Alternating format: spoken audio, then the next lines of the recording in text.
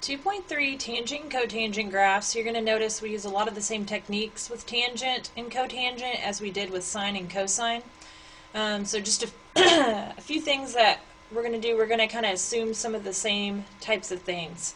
Let's start with dealing in degrees. Now notice that I gave you the independent column here and we went by 15-degree marker instead of using the OIO chart. We're going to be a little bit more specific on this. So the first thing we're going to do is fill in the table of values for tangent of x and cotangent of x, rounding to 2 decimal places. So this is implying that we get to use our calculator on this. Okay, and then we're going to plot these graphs on the next page. And so that's what the back of your notes look like. So make sure you understand what we're doing here.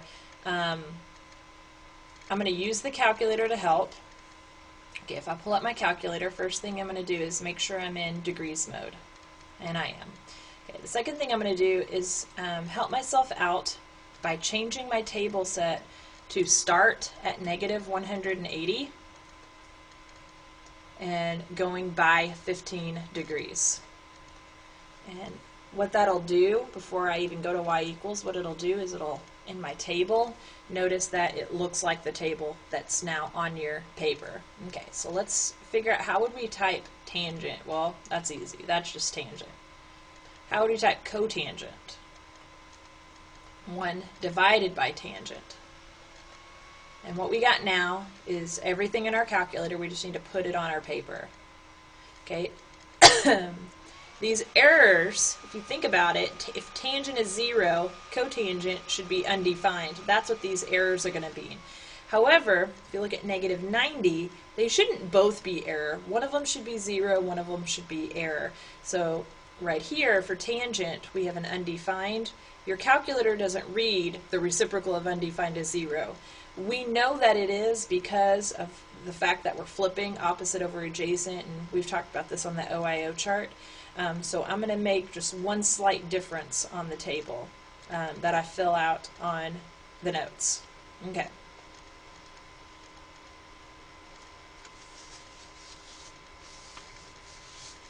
So you might want to pause this and fill out the rest of the table because in a second all of these values are going to appear right here.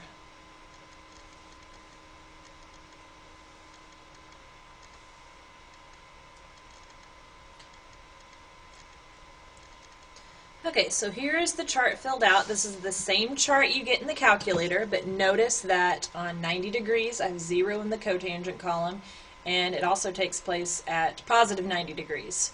If you want to take some time to check this, just pause the video, go through, check your answers. It's the same thing, though, that we got on our calculator. Okay, so let's go through some of these questions. Plot the graphs of y equals tan x and y equals cotan x on the appropriate set of axes. Use additional values of x if necessary. Okay, we're going to do this part together. Okay, so I'm going to look at, this is on the back page of your notes.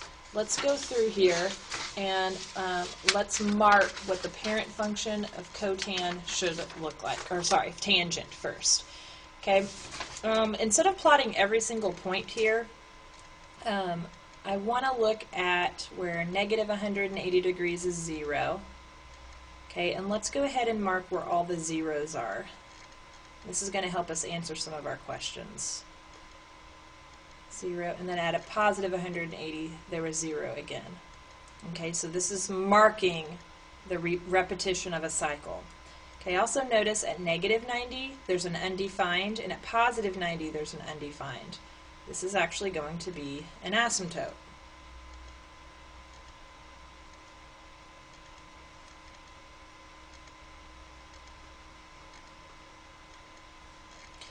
And as you go, let's just hone in on the points from negative 90 to 90 for tangent.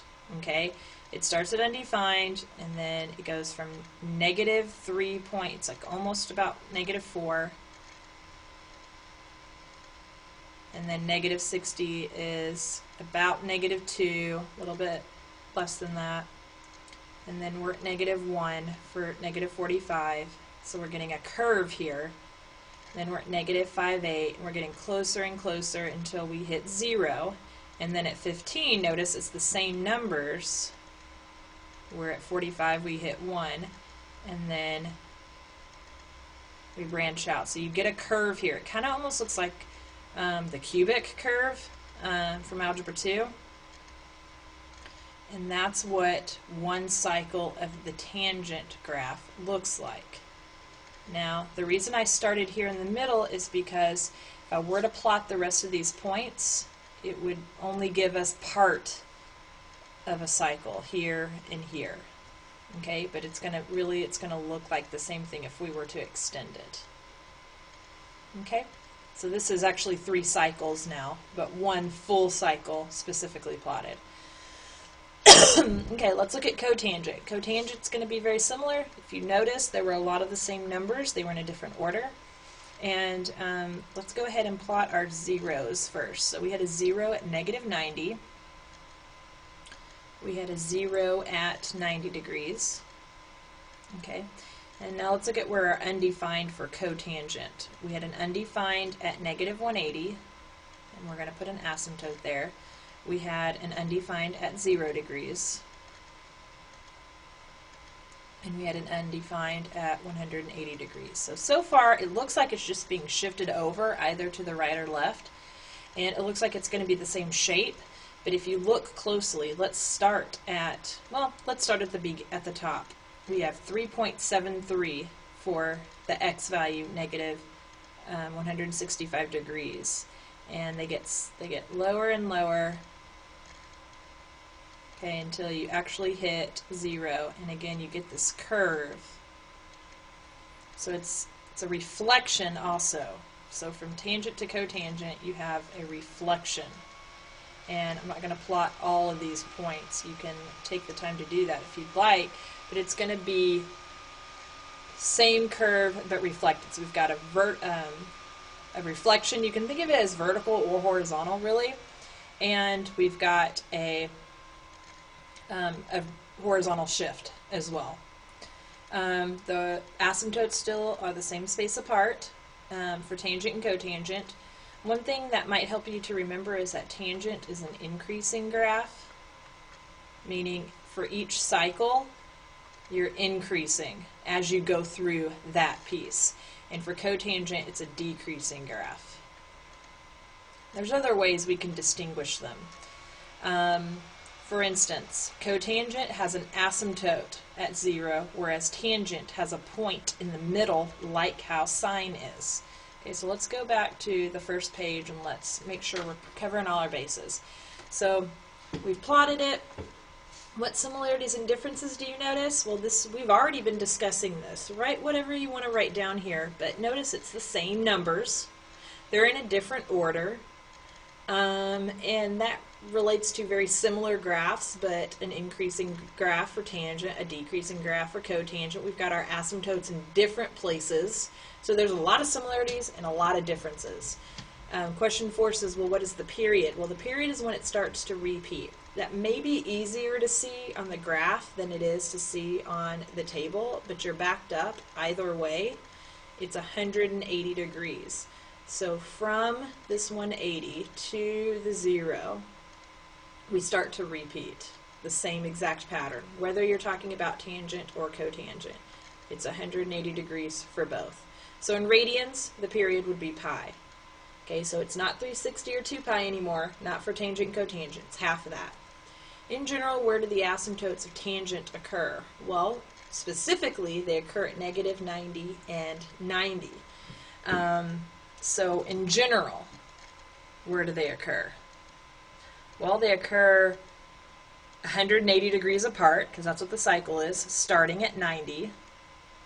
Okay, so that we could say starting at 90 degrees, we could add or subtract multiples of 180.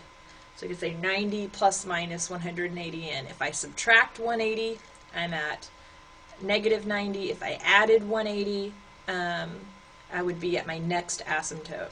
Okay, and that's for tangent. Now, it says hint, tangent of x equals sine x over cosine x. And so I answered it one way. Let's answer it a different way using this hint. Asymptotes occur where it's undefined. So if the denominator is 0, okay, in this case, when cosine x equals 0, we've got an undefined for tangent. So notice that where tangent's undefined here and here, these are values where cosine is 0. Cosine of negative 90 is 0. Cosine of 90 is 0. Alright, now let's look at the next one. Cotangent. Okay, so again, we've got the same period. So if I just need a starting place, and then I can add and subtract multiples of 180n. Well, I got an asymptote at negative 180. I also got an asymptote at 0. So I really don't need to put any number here because it's 0 plus or minus 180n. And that's for cotangent. That's where my asymptotes are for cotangent. Using the hint, let's think about, in this case I have 3 listed here. These are all places, particularly 0 and 180, where sine x is 0. So let's think about why that makes sense. Well, it's because if tan x is sine x over cosine x, and this is an identity, this is one of many identities we're going to learn, cotan would be the flip, cosine over sine, and so sine would be my denominator, and wherever sine is 0, I would have an undefined. Okay, let's look on the next page. What are the domain and range of y equals tan x? Well, domain, it looks like it might be all real numbers, alright, but we've got some skipping here. Okay, so we'd have to say all real numbers except for certain things.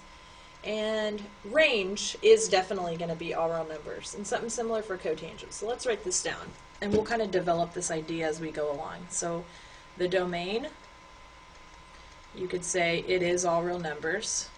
Okay, but x cannot be where my asymptotes are. Okay, so let's think back to where are my asymptotes at. They're at 90 for tan, starting at 90. And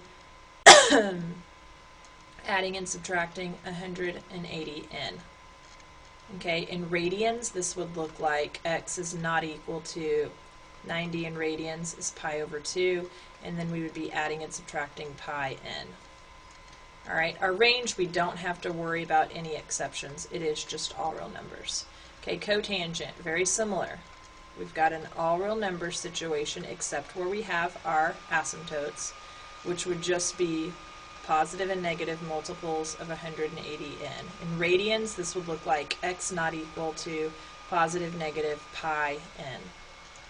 Range, however, though, is all real numbers with no limitations.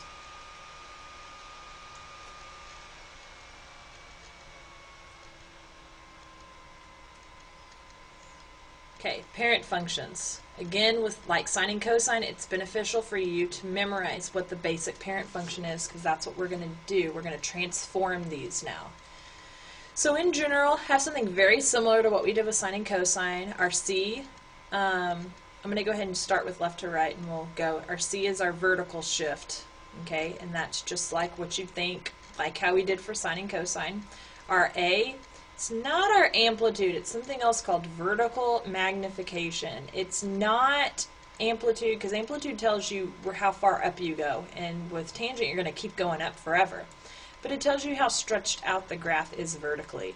And so this coefficient A tells you that halfway between the asymptote and the center point of each period, the graph of A units above or below the horizontal axis. If you were a little confused by that, when we do an example, it'll make more sense. Okay, B is not the period, but it tells you how to get the period.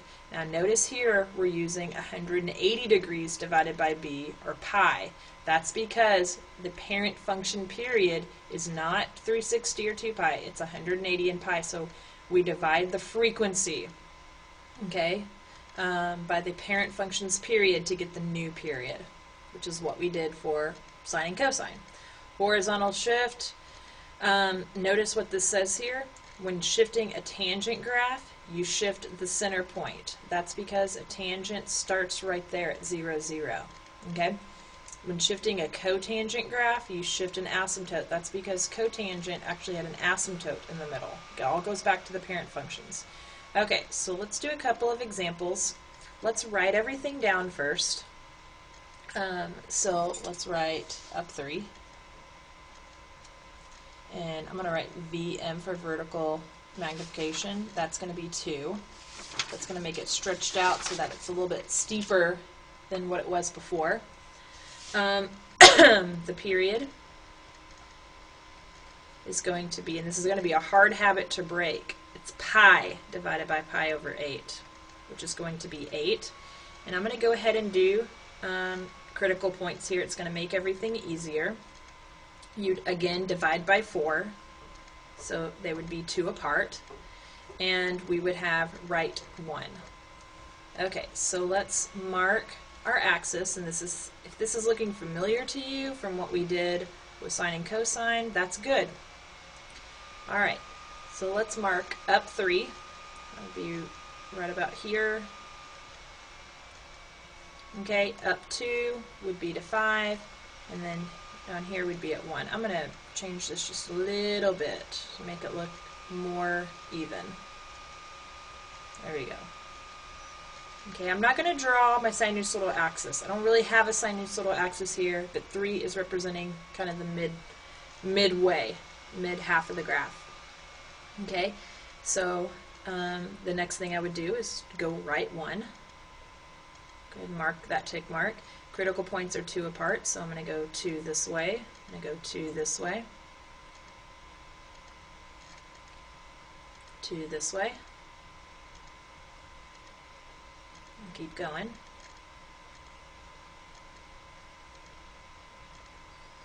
I'm going to go more this way too. Here we are, -3. Okay, so let's plot our points. Just like with sine and cosine, this tells you what you do first. So for tangent, you are going to shift a center point. So I'm at right 1. So that's where the center point is. Okay, the next critical point will mean I'm up at 5. Okay, then after that, instead of going back down to the middle, I actually have an asymptote. Okay, because remember, our graph is going to be an increasing graph. If I go down over here, then I will have another asymptote. And I would just double check to make sure that your period is 8, or your 2 asymptotes 8 units apart. And they are, so we're ready to do this. And these don't ever tend to be that pretty. Look something like that. Okay, and I would do the same thing here. Low point, midpoint, high point, and probably we should do one more little tick mark here for this asymptote.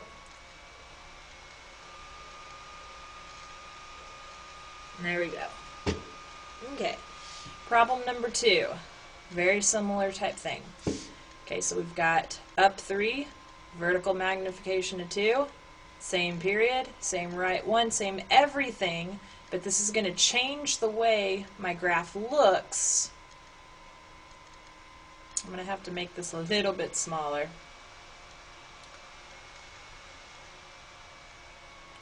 So I'm going to go ahead and make all the same tick marks, but I am going to make them closer together so I can fit them.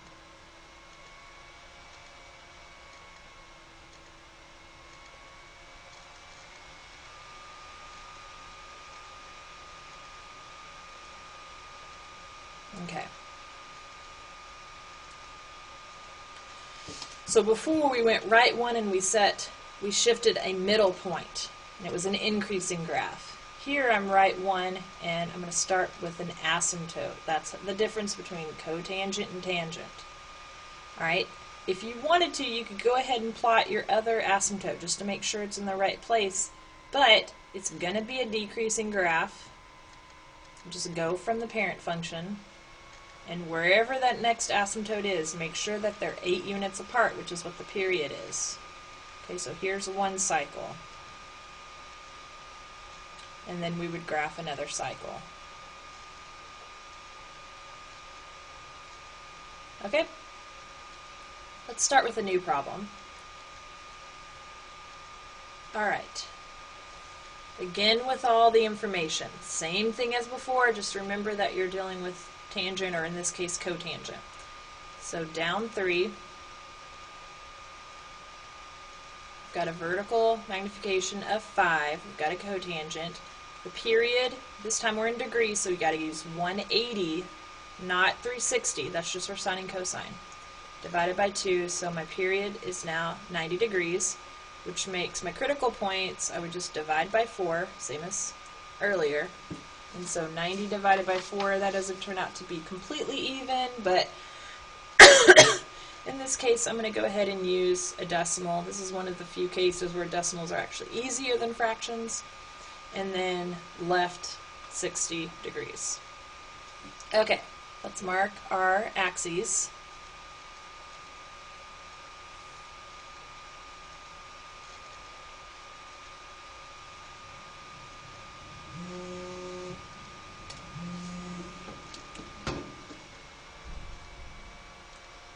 And, oh, I don't want to change colors. Okay, so down 3 would put us right about here, -3.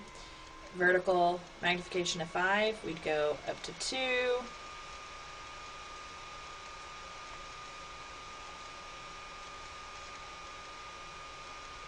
Go down to -8. Left 60 would put us right over here at -60. And as I add 22.5, okay, obviously you can do this without a calculator. This is easier though to do with one. It's not that bad though without. So then if we add 22.5, I get -37.5. If I add it again, I get -15. If I add it again, I get 7.5, 30, 52.5, 75, 97.5, and 120. Okay, and these are all in degrees. Okay. Next, we got to plot our point. So if I'm left 60, and this is a cotangent graph, okay, that means that I have an asymptote at -60. I have a decreasing graph, so I'm going to plot my 3 points accordingly. So the 3 tick marks from left to right follow the 3 tick marks from top to bottom, and it's a decreasing graph. So notice that this does look more stretched out. I have an asymptote next. The asymptotes are 90 degrees apart. You'd always want to check that because it is easy to make mistakes with these. And make sure that you're sketching 2 complete cycles. It's real easy with tangent and cotangent to kind of get 1 complete cycle and 2 parts of 2 other ones. You want to have 2 complete cycles, which means you either got to be clever with how far to the left or right you go, or you've got to make extra tick marks. Okay. Next problem. Okay, 2, that's an up to. 7, that's a vertical magnification of 7. Okay, the period, again in degrees, we're going to go 180 divided by 1/3. This is not divided by 3, this is divided by 1/3, so that's going to give us 540 degrees. Our critical points, if we divide this by 4, we get 135 degrees apart. And then lastly, right 100 degrees. Okay, so let's draw our axis. We've got our y-axis and our x-axis.